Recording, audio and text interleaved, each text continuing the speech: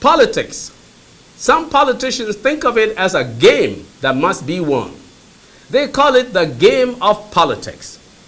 Now, politics comes from the Greek word politikos, which means of, for, or relating to citizens. And it is about the practice and theory of influencing other people on a civic or policy issue. So if politics is related to citizens, then any and all political action should be aimed at benefiting the people. When there are competing ideas about how better to take care of citizens, political groups can emerge and compete to win over support from the citizens about how to best provide for them.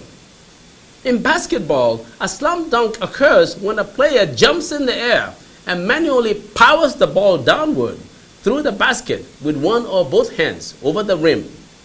It is an intimidating shot that often leaves fans and even defenders in bewilderment. The term slam dunk was coined by the legendary Los Angeles Lakers announcer Chick Hearn. Some basketball players that established and popularized the slam dunk are Bill Russell, Will Chamberlain, Kareem Abdul-Jabbar, Julius Erving, and Michael Jordan. A slam dunk, in regular speaking, is something that is sure to happen. If politicians want slam dunk results in an election, they should pursue and espouse slam dunk ideas, which means ideas that a great majority of the people want in order to improve the level of living of the generality of the people. Now, it appears that always and everywhere, the average politician, if possible, wants a slam dunk victory to show political invincibility. I would hazard to say, therefore, that a major reason for civil strife and conflict in Africa is probably the desire by politicians to have slam dunk political victory by whatever means. In Africa and some parts of the world, when the politician seeks a slam dunk electoral victory for personal gain, rather than convincing the general populace on why he should be the leader, he often tries to convince people of his ethnic group on why they should resist and oppose the guy from the other tribe. If his tribe is in the majority, he can by that get a slam dunk victory driven by suspicion and hate. Sometimes it can be even more pernicious than this.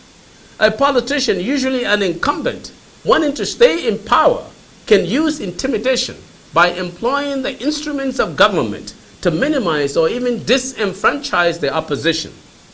This method of using political power is an aspect of what I have described as political witchcraft. As you know, witchcraft is power without authority, which is what the devil does. He has power but has no authority. Therefore, his power, when exercised, will always lead to ruin or perdition.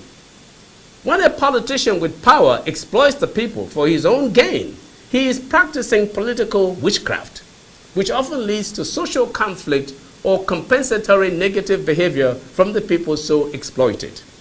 And then there is straight-out voting manipulation and fraud, where the politician, to obtain a slam dunk win, uses any means possible to arbitrarily inflate his votes or deflate the votes of his opponents. Bottom line, we want to encourage politicians who want slam dunk electoral victory to develop ideas that can help the people, all of the people, and mostly to raise the people's level of living, and not just the politicians' style of living. I'm Magnus Kpakol, and that's my view.